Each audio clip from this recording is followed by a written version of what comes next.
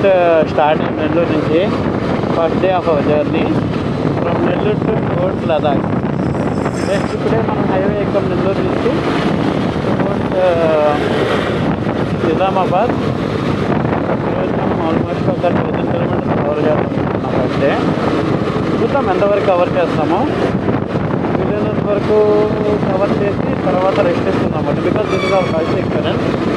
నిన్న ముందర లదాఖ్ వెళ్తున్నాం కానీ ఇప్పుడు బైక్లో వెళ్ళలేదు, ఫ్లైట్లో వెళ్ళేసి రిటర్న్ అయిపోయాం. ఇది ఫస్ట్ టైం.